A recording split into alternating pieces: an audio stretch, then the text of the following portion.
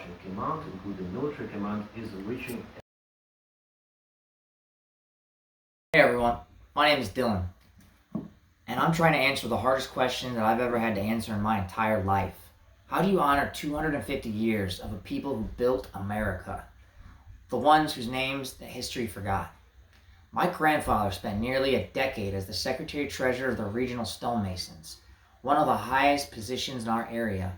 I was supposed to become a fourth-generation stonemason. Instead, I chose a different path. I wanted to find out who I really was. And for a long time, all I found was that I just can't get right. More than a decade ago, my impulsiveness and my failure to understand the importance of the rules nearly ended my story altogether.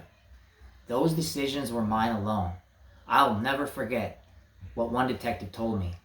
Something like, "Dylan, I'm not sure why nobody taught you this, but once you do something, it never goes away. There is no video game reset, and every time I see you, I'm personally going to make sure you sink like a ton of bricks." At the time, I didn't believe him. Today, I realized he told me exactly what I needed to hear. 7 years ago, I was offered one final chance. A manual labor job making $13 an hour. One last opportunity to prove that my past didn't have to define my future. That single opportunity changed everything. Today I earn $20 an hour and my wife and I are raising a family of 7. By chance, or fate, we became the caretakers of a remarkable house, a full masonry 1926 colonial revival built for America's 150th anniversary. Inside are more than 50 old-growth Douglas fir windows with their original casement and wavy glass. Because that can never be replaced. Because the forests that came from them are gone. Because recently my family qualified for a LEED radiation program that will cost us nothing. The improvements could nearly double the value of our home. There's only one catch. To celebrate America's 250th anniversary, they have to throw away every one of those windows into a dumpster. Windows that have quietly witnessed nearly a century of American history. They looked out over the Great Depression, World War II, the moon landing, Vietnam, the fall of the Soviet Union, September 11th, the Great Recession, COVID, generation after generation. Every family did their part to care for them.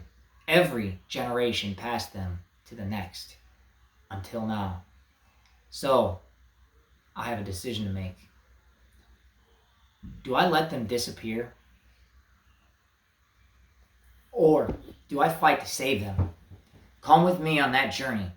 Together, we can try to save an irreplaceable piece of American history.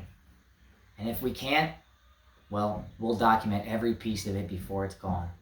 Along the way, we'll tell the stories of America's faceless builders, the stonemasons, the carpenters, the bricklayers, the craftsmen, the immigrants, the neighbors, the ordinary men, women, and hands that built this country to last for generations.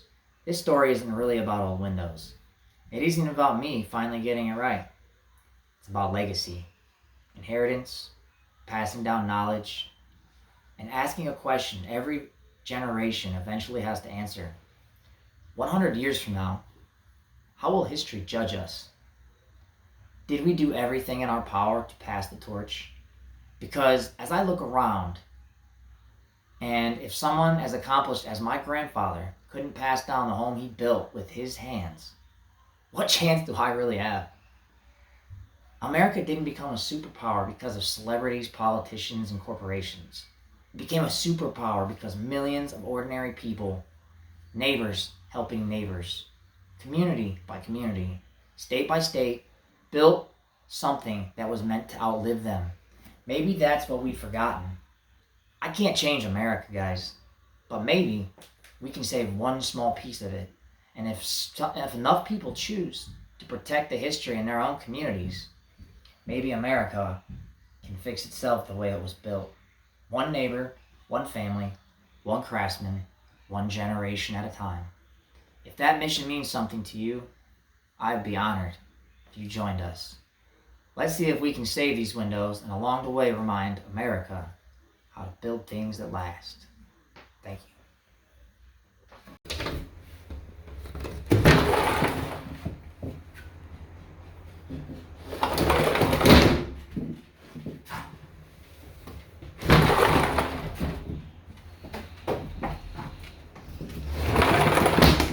Couldn't even hear those birds before I opened that window. It's pretty incredible.